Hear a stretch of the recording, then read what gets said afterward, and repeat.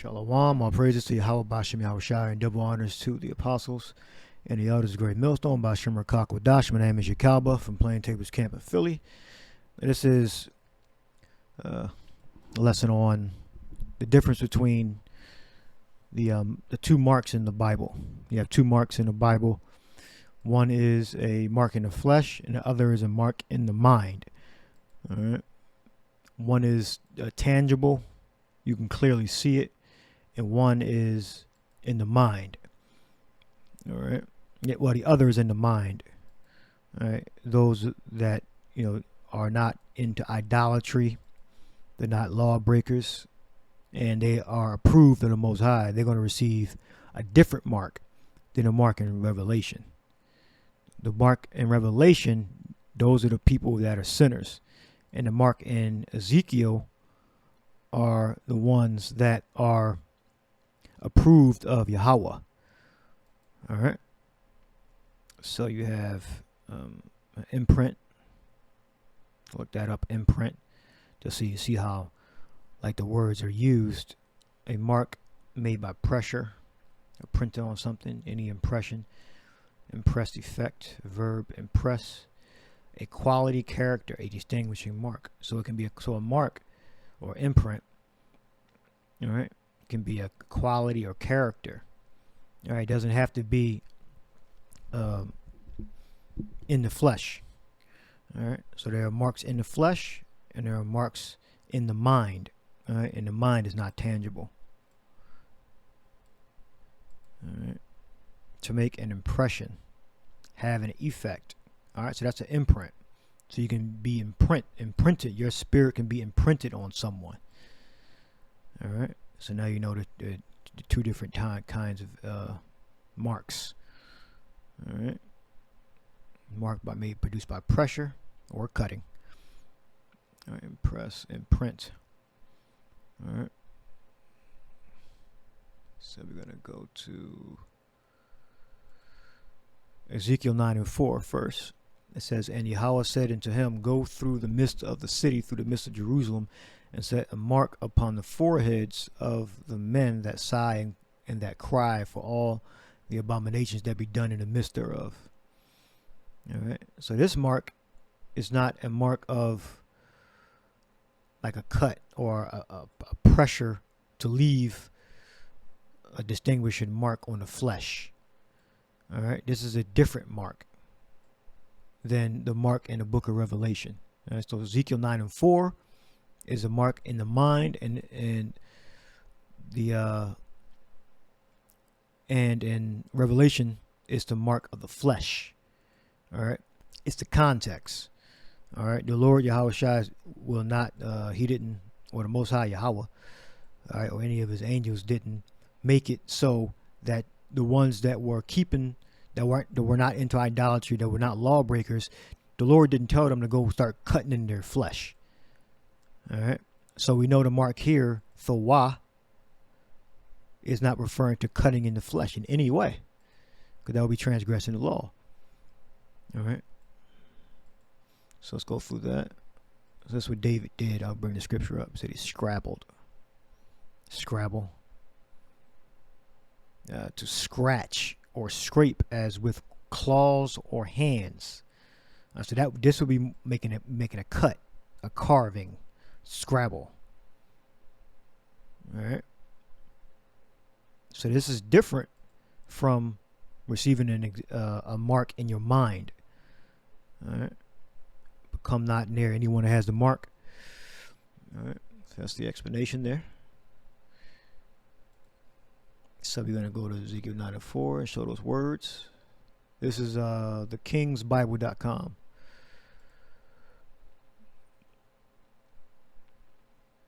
So we got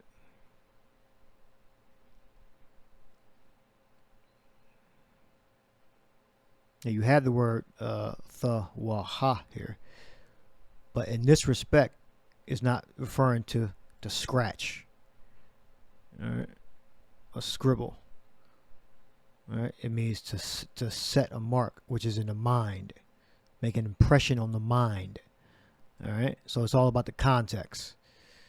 All right, and then mark here, and then you see these two together. So we got the. Let me go back up here. The, wa, and ha, or the wa. And then we got the wa. The and wa. Alright. A mark as a sign of exemption from judgment. Alright. So that's the mark that the righteous Israelites had on them in Ezekiel the 9th chapter. Alright. The wa. Alright, and in this context here, it says the wa, it means to set a mark. Alright, so what kind of mark? It's not the mark of cutting into the flesh here in this context. Alright, but in other contexts, yeah, it would be to scrabble. Scrabble. Yeah, in another context, it would mean to cut into, but not here. Jerusalem is set a mark, all right, as an exemption from judgment. All right. When you go to Leviticus 19th chapter, this is how we know the mark in 9 and 4, the thawah or the thawah, that's not talking about cutting in your flesh. All right. Because it's directly in violation of the law. You shall not round the corners of your head. Leviticus 19:27. You shall not round the corners of your head, meaning get shape ups, cut into your hairline to shape it a certain way. Neither shalt thou mar the corners of thy beard, meaning to cut your beard off. You shall not make any cuttings in your flesh for the dead, nor print or put or ascribe any marks upon you. I am Yahweh.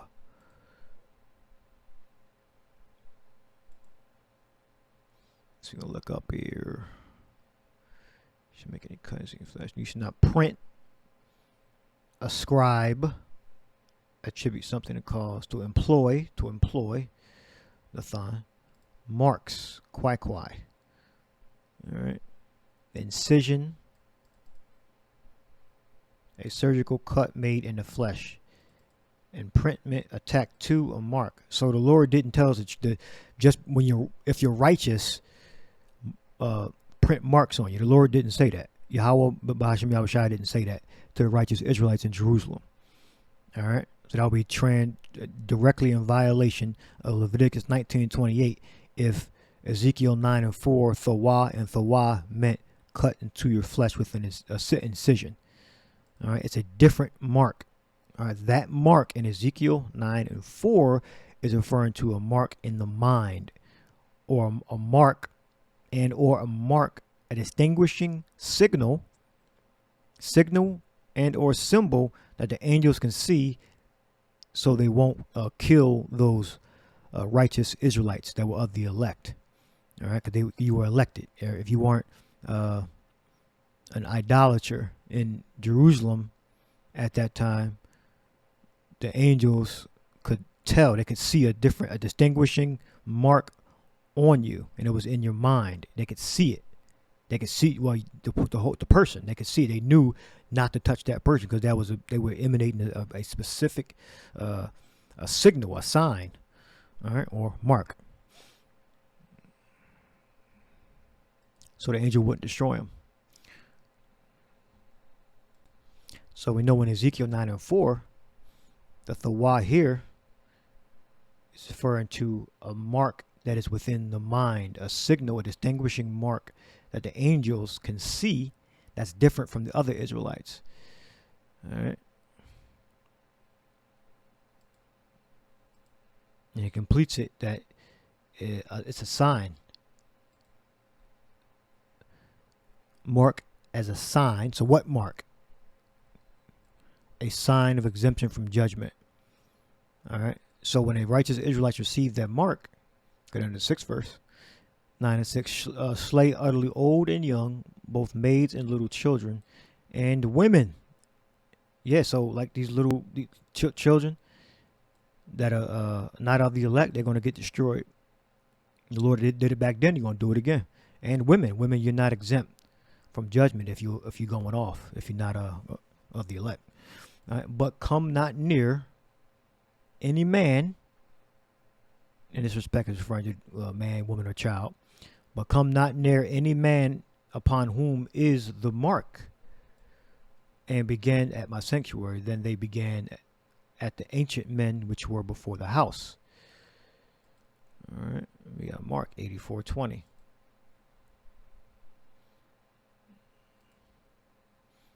All right, desire, mark. What kind of mark? An exemption from judgment. Said that he had the writer's inkhorn. All right, so that was a symbol. The inkhorn, when we read up a little higher in the third and second verse, is to symbolize that those angels knew exactly who not to kill. All right, they knew. They could look and they could see something different in the men, women, and children that were not worshiping idols. All right.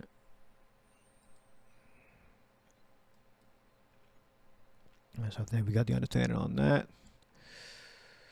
Well, what's here? And the glory of you.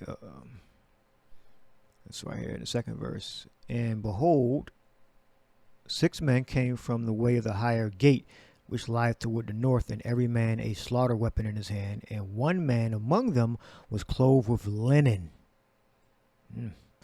with a writer's inkhorn by his side. And they went in and stood beside the brazen altar. All right.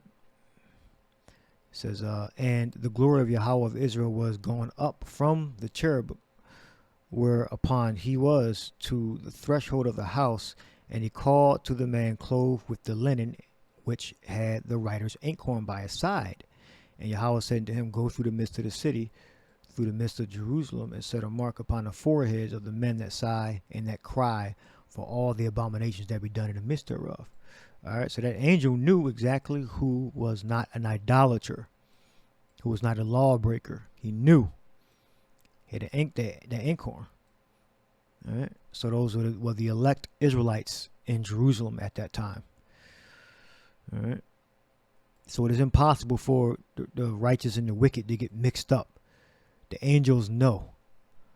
All right, he didn't actually have a inkhorn. Well, he could have actually had a inkhorn in his hand, but more so, it's that the angels could distinguish that the righteous and the wicked. He could distinguish. It wasn't just everybody was grouped together. No, it could clearly distinguish between who was righteous and who was an idolater, a lawbreaker. All right. Not your eyes spare, don't have pity. Whoa. It says, but come not near any man upon whom is the mark. And he began at my sanctuary. All right, so this mark is different from the kwai. All right, and it's different from charagma in Revelation 13:16 on down. All right, show that again. All right, so even though thawa, it goes back to like a Scrabble. All right, here thawa in this context is a mark in the impression in the mind, an impression, a distinguishing mark. All right, to be exempt from judgment. All right, 2 different marks.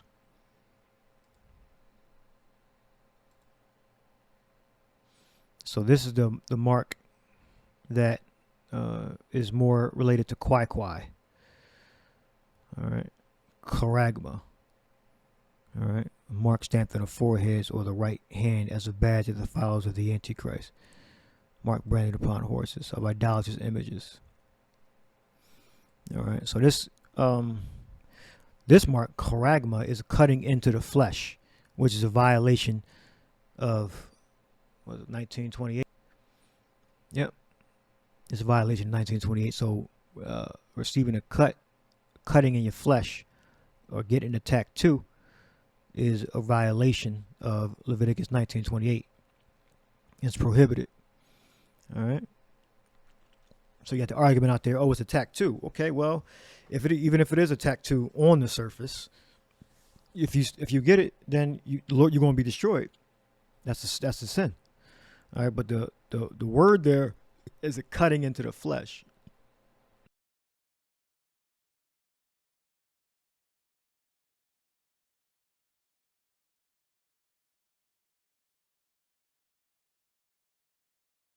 All right. It's cutting into the flesh.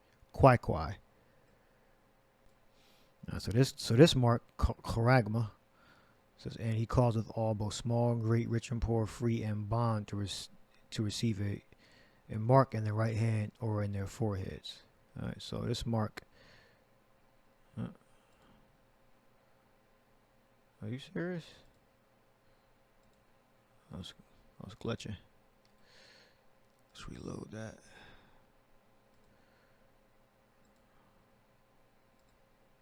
All right. So,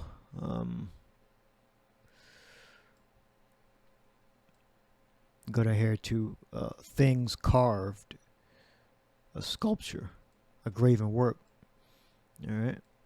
But it's not talking about a graven work here. It's referring to people receiving cuts in their flesh. All right. So what cut in your flesh is going to allow you to buy or sell? All right. Not just a regular cut. All right. So this is referring to a cutting. Charagma is referring to a cutting in the flesh that you'll be able to buy and sell with it. All right. So it can't be just a regular cut. All right. So this is a cut in the flesh of a badge of the followers of the Antichrist. All right. And that no man might buy or sell save he that had the cutting. All right. In the flesh, or the name of the beast, or the number of his name, which is the same thing. It's the cutting. Charagma. It's a cutting into the flesh. All right. So we wholeheartedly believe that the charagma is the RFID implant that's going to be implanted in your flesh. In order for it to be implanted in your flesh, they have to make a cut. All right. And you'll be able to buy and sell. You know, Esau, remember, he's a liar. He's a deceiver. All right. But for the main part, if you take the RFID implant, you'll be able to buy and sell according to prophecy. All right. But you have to receive the mark. All right. Which they had, in order to get the mark, they have to make a cut. All right. That's why it says things carved, the mark stamped on the forehead. All right. You know, or the forehead or right hand of the followers of Satan, of the beast. All right. Because you have to make a cut for the mark to go in. Because you can't, it's not like it's just printed like a tattoo. All right. Meaning you have to make a cut so it can go in. That's why I say it's also a things carved, because in order for you to receive the mark, you have to get cut to receive that mark. See any other pictures here? And remember, they also have the flat ones also. Just look into on the playlist, you'll see all the videos that we have on the site, on the YouTube site, labeled, I believe, Mark of the Beast. All right, the microchip implant that lets you pay with your hand. All right, this was April 11th, 2022. All right, so that's what the words mean. Anything else down here? I guess she got it, or she wrote it. He's magnetic now. I can make it cool, whatever. Okay. Let's go down. This was the best one. All right. It says, Mr. Pullman has a chip under the skin of his left hand, and it lights up when it comes into close contact with a payment machine. Also, this one has a light. All right. So, yeah, I can see that causing cancer. I believe that's coming out of the actual chip. So when it crosses a magnetic field, it induces a voltage, and it lights up because there's no power within the implant itself. All right, yeah, there you go. It's at 14, and let's get that real quick. We'll close it up. 16 and 2, Revelation. And the first went and poured out his vial upon the earth, and there fell a noisome and grievous sore upon the men which had the mark of the beast, and upon them which worshipped the image. Yeah, so they doing like weird shit like that. Additionally, yeah, I can see that causing some type of cancer, some type of disease. It says a wound producing a discharge of pus, a sore, an ulcer, a sore. Ulcer or sore. Mucous membrane. Alright, so I can definitely see that causing some type of disease. Alright. So the microchip was first implanted into a human back in 1998. Okay. So that's pretty much it. That's the end of the lesson. I hope you were edified. There's two different marks. All right. Distinguishing mark. All right. That the angels, the spirits know not to touch you. All right. They can look at you and see, well, don't touch that man. Don't touch that woman or child, because they're the elect. All right. Then you have a physical mark where if they have to make a cut to implant the charagma. All right. And if I believe how it works is when it passes through a magnetic field, it lights up. Or when it passes through the magnetic field of this reader, it reads it. The actual device doesn't need power, and it says that it lights up when it comes in contact close with a payment machine or the reader, the RFID reader. All right, so the chip lights up. All right, that's what it says right there. All right, I'll leave that there. Hope you edified. Shalom.